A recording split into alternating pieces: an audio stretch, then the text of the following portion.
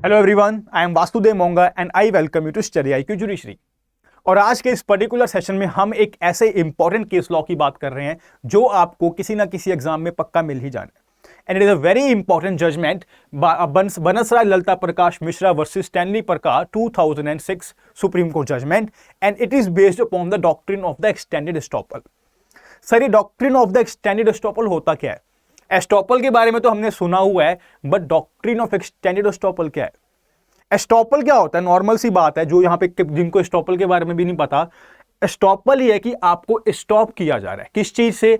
आपने पहले कोई स्टेटमेंट दी, आपने पहले कोई रिप्रेजेंटेशन दे दी, अब उस रिप्रेजेंटेशन के कारण किसी ने अपनी लीगल पोजीशन चेंज कर ली और अब आप बोल रहे हो कि मैं उस स्टेटमेंट को वापस ले रहा हूं, ऐसा कुछ था ही नहीं।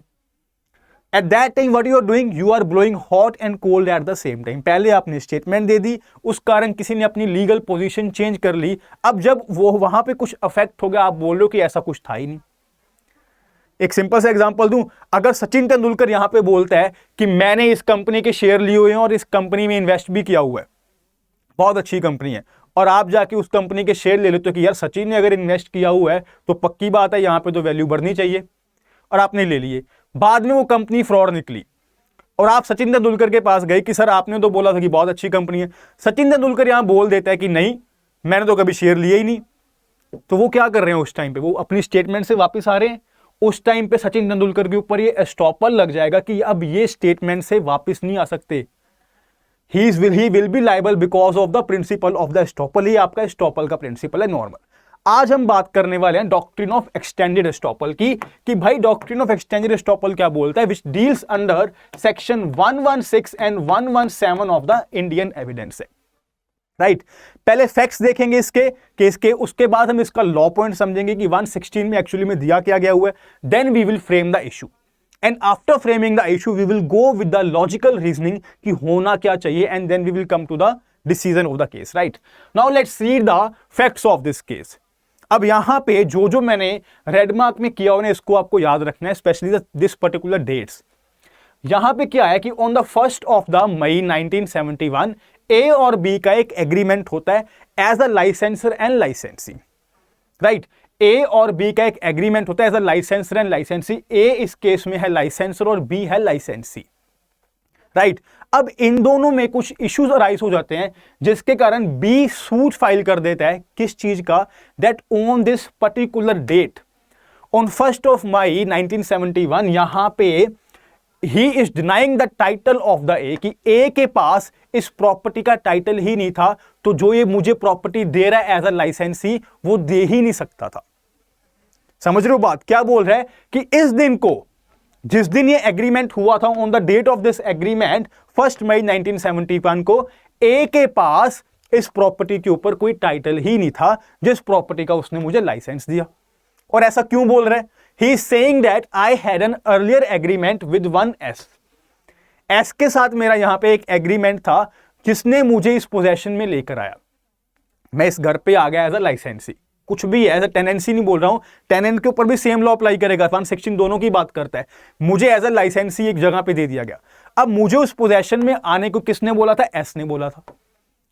बट मैं यहां पे क्या कर रहा हूं कि मैं ए का टाइटल डिनाई कर रहा हूं। तो अब इसके प्रॉपर फैक्ट समझिए। यहां पे क्या था, सी, अब यहां पे मिस्टर बी क्या बोल रहे हैं, that on the 1 May 1971 1 May 1971 को क्या हुआ, मुझे पोजेशन में कौन लेके आया घर में? Mister A. मुझे एज अ लाइसेंसी इस यहां पे मिस्टर ए लेकर आए, बट जो मेरा एग्रीमेंट था वो किसके साथ था? मिस्टर एस के साथ था। मिस्टर एस के साथ था। नाउ ही सेइंग कि ऑन दिस डेट मैं यहां पे मिस्टर ए का टाइटल डिनाई करता हूं, कि मिस्टर ए का कोई भी राइट नहीं था, कोई भी टाइटल नहीं था इस प्रॉपर्टी के ऊपर। तो बात यह है कि क्या ये ए का टाइटल डिनाई कर सकता है? नहीं कर सकता। इवन दो एग्रीमेंट किसके साथ था? एस के साथ था। एग्रीमेंट एस के साथ था, बट पोजेशन में कौन लेके गया? ए लेकर गया। तो यहां पे क्या ए का टाइटल डिनाई कर सकता है या नहीं कर सकता? In this case we are going to understand the doctrine of the extended estoppel, कि यहां पे एस्टॉपल लगेगा बी के ऊपर या नहीं लगेगा। राइट, क्योंकि पोजेशन में कौन लेकर आया था, ए लेकर आया था। क्या इसको रोका जाएगा कि आप ये स्टेटमेंट नहीं दे सकते कि उस पर्टिकुलर दिन ये इसके पास कोई राइट नहीं था। Now let's read section 116 of the Indian evidence act. पहले लॉ समझते हैं, फिर उसके बाद आगे जाएंगे, क्योंकि ये थोड़ा कॉम्प्लिकेटेड केस है। Right, estoppel of tenants and of the licensee of the person in possession, ये दोनों की बात करता है, टेनेंसी की भी और लाइसेंसर और लाइसेंसी की भी। See, no tenant of the immovable property और person claiming through such tenant shall during the continuance of the tenancy, same law applicable to this also, licensor and licensee, that here also it is given the same, that no person who came upon any movable property by the license of the person in possession thereof shall be permitted to deny that such person had title to such possession at the time when such license was given। यानी कि during the continuance of this relationship, चाहे वो कौन सा relationship हो, tenancy का हो या फिर लाइसेंसर और लाइसेंसी का हो, यहां पे टेनेंट और लाइसेंसी को बोला जा रहा है कि आप उस दिन को, जहां पे जिस दिन आप टेनेंसी के लिए आए, ऑन दैट पर्टिकुलर डेट आप किसी का भी यहां पे टाइटल को डिनाई नहीं कर सकते हो। क्यों नहीं कर सकते हो? सी, आप एक लैंडलॉर्ड हो, आप और मैं आपका टेनेंट हूं, आपने मुझे ये घर में रहने के लिए दे दिया ऑन दिस पर्टिकुलर डेट। आज की जो भी डेट है, मैं आपको यहां पे आ गया, let's assume it is this is 3 March of the 2023, right. 3 मार्च 2023 को आपने मुझे एक घर दे दिया एज अ टेनेंट, मैं वहां पे आ चुका हूं। अब 1 साल बाद मैं बोल रहा हूं कि 3 मार्च 2023 को आप इस घर के लैंडलॉर्ड थे ही नहीं, आपका इस घर के ऊपर कोई टाइटल था ही नहीं। तो मैं क्या कर रहा हूं, एक तरफ तो मैं आपको लैंडलॉर्ड और ऑनर मांग के इस घर में आ रहा हूं, तो I am blowing hot and cold at the same time ना। मैं आपको टेनेंट, मैं आपको लैंडलॉर्ड मांग के इस घर में आ रहा हूं, और उसके बाद मैं ये भी बोल रहा हूं कि उस पर्टिकुलर डेट को आप यहां पे ऑनर थे ही नहीं, आपके पास कोई टाइटल था ही नहीं।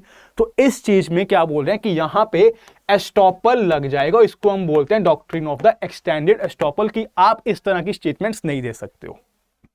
समझ आई बात? नाउ लेट्स सी कि इस केस में क्या हो रहा है। इस केस में क्या हो रहा है कि पोजेशन में तो कोई और बंदा लेके गया, बट जो एक्चुअल एग्रीमेंट था वो किसी और के साथ था। एक्चुअल एग्रीमेंट एस के साथ था, बट पोजेशन में किसने दी? मिस्टर ए ने दी।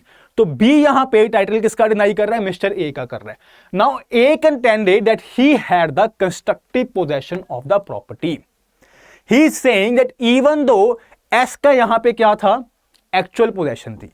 ऑनर कौन था प्रॉपर्टी का? एस ही था, मैं मानता हूं, बट एस ने मुझे यहां पे कंस्ट्रक्टिव पोजेशन दी हुई थी।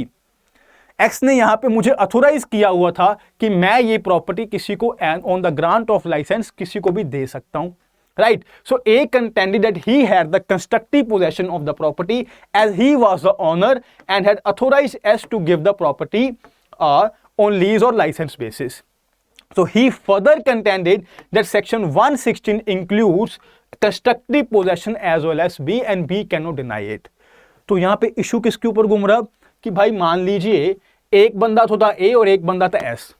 S के पास यहां पे थी एक्चुअल पोजेशन, कंस्ट्रक्टिव पोजेशन, और A के पास यहां पे थी एक्चुअल पोजेशन। अब कॉन्ट्रैक्ट था S के साथ, तो यहां पे क्या दोनों का टाइटल डिनाई कर सकता है या सिर्फ एक का ही कर सकता है? क्या यहां पे एक्चुअल पोजेशन वाले बंदे का ही टाइटल डिनाई नहीं कर सकता या दोनों में से किसी का भी टाइटल डिनाई नहीं कर सकता? राइट। तो यहां पे बी की कंटेंशन क्या है? बी इज सेइंग कि सेक्शन 116 जो बात करता है वो एक्चुअल की बात करता है, कंस्ट्रक्टिव पोजेशन की बात नहीं करता। B contended and said that section 116 talks only about the actual possession and A had no title of the possession to the property at the date of the license। A के पास यहां पे कोई भी उस दिन का टाइटल नहीं था, तो मैं S का टाइटल डिनाई नहीं कर सकता हूं, बट A का कर सकता हूं। He is contended that earlier agreement will be effective and the agreement with A is bad in the eye of law। Contention समझ आ गई है, प्रॉपर इशू समझ आ चुके हैं। यहां पे क्या है? एक लाइसेंसी है, उसको पोजेशन में लेकर आया एक बंदा जिसके पास थी कंस्ट्रक्टिव पोजेशन। एग्रीमेंट था किसी और के साथ जिसके पास थी एक्चुअल पोजेशन। अब बात यह है कि ये टाइटल किसका डिनाई नहीं कर सकता? जिसके पास एक्चुअल पोजेशन थी, जिसके साथ एक्चुअल एग्रीमेंट था, उसका नहीं कर सकता एज पर सेक्शन 116, या दोनों का ही नहीं कर सकता। Section 116 includes actual possession as well as the constructive possession, और it includes only and only actual possession. Right. तो यहां पे अपना इशू क्या बन जाएगा, whether the defendant licensee who has been put in the possession by a person other than the licensor can deny the title of the licensor। Possession में अगर कोई और लेकर आए तो क्या हम उसका टाइटल यहां पे डिनाई कर सकते हैं या नहीं कर सकते, राइट। तो अब हम देखते हैं कि सुप्रीम कोर्ट की इस केस में क्या ऑब्जर्वेशन है। पहले तो आप ये समझिए कि सेक्शन 116 का मेन प्रिंसिपल क्यों है। एक टेनेंट अपने लैंडलॉर्ड का टाइटल क्यों नहीं डिनाई कर सकता। पहला पॉइंट क्या कि भाई देखो, अगर एक लैंडलॉर्ड टेनेंट है तो उनका एक रिलेशनशिप है। अगर टेनेंट को यहां पे अलाउ कर दिया गया कि आप उसके टाइटल को डिनाई कर सकते हो, कौन से पर्टिकुलर दिन के, जिस दिन एग्रीमेंट हुआ था, और कब तक, during the term of the tenancy. ये जो आपका प्रिंसिपल है ना, सिर्फ उतने टाइम के लिए एप्लीकेबल है जब तक टेनेंसी चल रही है। जिस दिन टेनेंसी खत्म हो गई उसके बाद आप डिनाई कर सकते हो। और डिनाई कौन से दिन की नहीं कर सकते हो, only on the date of the agreement. जिस दिन मैं इस प्रॉपर्टी में आया था उसके बाद अगर प्रॉपर्टी उसने किसी और को बेच दी, अगर हम बात करें 3 मार्च ऑफ 2023, आपने मुझे एज ए टेनेंट रख लिया, तो मैं 3 मार्च को ये बोल सकता हूं कि 3 मार्च वाले दिन आप ही लैंडलॉर्ड थे, मैं इसको डिनाई नहीं कर सकता। बट मैं ये तो बोल सकता हूं कि भाई 23 मार्च को ये प्रॉपर्टी बिक गई थी और इसका ऑनर कोई और हो गया था, that I can say. But मैं आज के दिन का यहां पे मेरे ऊपर स्टॉपर लग जाएगा। और क्यों लगेगा, बिकॉज ऑफ आवर रिलेशनशिप। अगर मुझे यहां पे अलाउ कर दिया गया कि मैं आपका यहां पे टाइटल को डिनाई कर दूं, तो हमारे रिलेशनशिप में फर्क आएगा, लैंडलॉर्ड टेनेंट के रिलेशनशिप में फर्क आएगा, राइट। और दूसरा क्या होगा, यहां पे I am blowing hot and cold at the same time. मैं अपना ही फायदा देख रहा हूं और यहां पे लैंडलॉर्ड को नुकसान पहुंचा रहा हूं, राइट। तो अब हम देखते हैं सुप्रीम कोर्ट की observation. The doctrine of estoppels run from section 115 to 117 of the Indian evidence act. Section 116 of the Indian Evidence Act and Section 117 deal with the doctrine of the extended estoppel, जो आपको already पता लग चुका है। Section 116 in particular deals with the estoppel of a tenant and licensee of the person in possession. The underlying object of Section 116, जो section 116 का जो object है, is that when a person takes the possession of an immovable property he accepts the person granting such right to possession as the landlord. जिससे मैं property ले रहा हूं उस पर्टिकुलर दिन, तो मैं क्या कर रहा हूं, मैं उस बंदे को एक्सेप्ट कर रहा हूं कि ये मेरा लैंडलॉर्ड है। मैं बाद में उसका टाइटल यहां पे डिनाई नहीं कर सकता कि ये लैंडलॉर्ड ही नहीं, मैं आपको यहां पे रेंट ही नहीं दूंगा। And then he is not permitted to deny the title of the landlord during the continuancy of the tenancy। इसको मैं आपको एक ग्राफ में समझाता हूं। सी, आज के दिन अगर यहां पे टेनेंसी शुरू हो गई, राइट, लेट्स से 3 मार्च 2023। अब ये टेनेंसी चल रही है, मान लीजिए 3 मई तक, 2 ही महीने में यहां पे एज अ टेनेंट रहा, 2 ही महीने में यहां पे एज अ टेनेंट रहा, राइट। तो क्या मैं इन 2 महीनों में ये डिनाई कर सकता हूं कि जो लैंडलॉर्ड था उसका ये टाइटल नहीं था 3 मार्च को? नहीं कर सकता हूं। एज पर सेक्शन 116 मुझे स्टॉपल, मेरे ऊपर स्टॉपल लग जाएगा, राइट। बट क्या मैं ये डिनाई कर सकता हूं कि 25 मार्च को ये जो बंदा था ये यहां पे लैंडलॉर्ड नहीं था? कर सकता हूं। क्यों कर सकता हूं? Because in between these days, 3 मार्च से लेकर 25 मार्च तक, in between these days landlord बदल सकता है, प्रॉपर्टी किसी और को दे दियो, राइट। चलो एक चीज, अब अगर मैं 5 मई को, यानी कि जब मेरी टेनेंसी खत्म हो जाए, तब अगर मैं ये बोलता हूं कि ऑन 3 मार्च, जिस दिन मुझे यहां पे एज अ टेनेंट रखा गया था, ये बंदा लैंडलॉर्ड था ही नहीं, क्या मैं डिनाई कर सकता हूं? I can do that. अगर मुझे ड्यूरिंग द टेनेंसी कुछ ऐसे फैक्ट्स पता लगे कि ये बंदा एक्चुअल में यहां पे लैंडलॉर्ड है ही नहीं, तो मैं 5 मई को डिनाई कर सकता हूं। क्यों? क्योंकि मेरी टेनेंसी खत्म हो चुकी है। The estoppel will run only during the period of the tenancy, and for which date? Only on the date of the agreement. उसी दिन के ऊपर ही लगेगा, उसके बाद नहीं लगेगा, right. So now the underlying object of section 116 is that when a person takes the possession of an immovable property he accepts the other person granting such right to possession as the landlord, and then he is not permitted to deny the title of such landlord during the continuance of tenancy, right? See, in other words, the tenant cannot state that the landlord from whom he got possession did not have any title at the commencement of tenancy. Right ये landlord tenant का concept same applicable to the licensor and licensee. The latter part of section 16 refers to the cases of the licensee, a person who comes upon any immovable property with the license of a person in possession cannot deny later that the licensor had no right to possession of the property. तो आपको पूरा law समझ आ चुका है. अब आपको issue अभी भी वही चल रहा है कि यहां पे टाइटल किसका डिनाई नहीं कर सकते, the one who was in the actual possession और the one who was in the constructive possession as well. या आपको यहां पे आपको वही डाउट आ रहा है. सो यहां पे सी ये वही बात बता रहा हूं कि ये जो पूरा प्रिंसिपल है यहां पे 116 का वो क्या है, it is stopping us from blowing hot and cold at the same time. कि आप अपना ही फायदा नहीं देख सकते, आप रिलेशनशिप यहां पे नहीं बिगाड़ सकते हो. Right. So in the present case the conflict is of possession. Conflict किस चीज का, possession. The word possession relates to the second limb of section 116. The paragraph is negatively worded and comes with the mandate. Paragraph negatively worded है section 116. एक बार दोबारा दिखाऊं, section 116 में क्या लिखा हुआ देखो.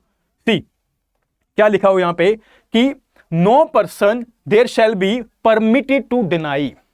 क्या लिखा हुआ यहां पे, द नो टेनेंट. वर्ड कहां से शुरू है, नो टेनेंट, नेगेटिवली वर्डेड है.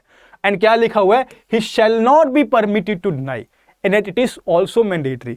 तो यहां पे जब नेगेटिव वर्डिंग है, यहां पे जब नेगेटिव वर्डिंग है हमारे पास, the paragraph is negatively worded and comes with a mandate, it clearly states that a person who comes upon any immovable property by license of a person thereof shall not deny the title of such person at the time of giving the license. तो जब इतना negatively worded है, it also includes the constructive possession.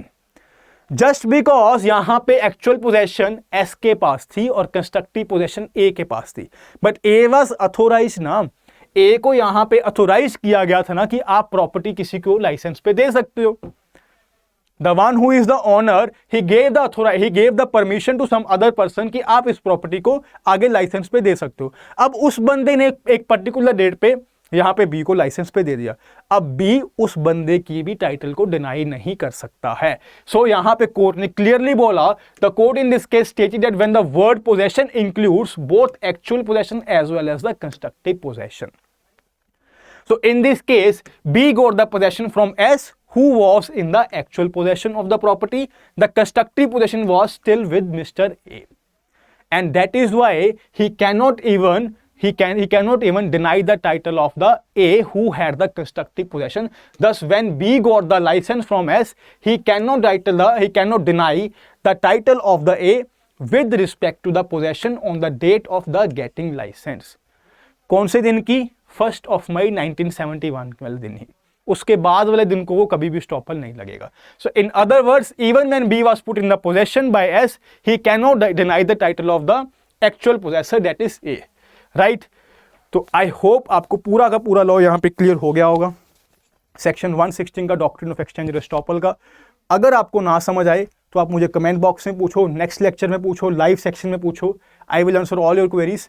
And I should tell you यहाँ पे कि study IQ judiciary आपके लिए लेकर आया एक जुडिशरी का महापैक, और इस जुडिशरी के महापैक में हम आपको यहाँ पे प्रोवाइड कर रहे हैं सिलेबस ऑफ द 16 स्टेट्स. आपको यहाँ पे 16 स्टेट्स का प्रॉपर फुल फ्लैट सिलेबस मिलेगा, which includes minor laws, major laws as well as the local laws, GK and current affairs. You will get everything and you can buy this course only in 14,999. कैसे करोगे bye? Study IQ की आप website पे जाओगे, judiciary महापैक का course लोगे, और जब आप बाय करने लगोगे आपको मिलेगा एक डिस्काउंट कूपन. आपको जब डिस्काउंट कूपन यहाँ पे आप नेम भरोगे देव, और आपको ये कोर्स यहाँ पे 14,999 का मिल जाएगा. क्या होगा आपका डिस्काउंट कोड? DEV देव. और अगर आप किसी एक पर्टिकुलर स्टेट पे फोकस कर रहे हो, then you can buy the smart course only in 10,499. Coupon code same रहेगा आपका, discount code, that is Dev. And I will see you in the next class with the case on the doctrine of exchange and estoppel as well. एक case और इसके ऊपर important आपका, उसकी बात करेंगे आज ही के दिन रात का जो लेक्चर होगा आपका इंडियन एविडेंस एक्ट की केस लॉ सीरीज में. Alright then, I will see you again. Thank you so much.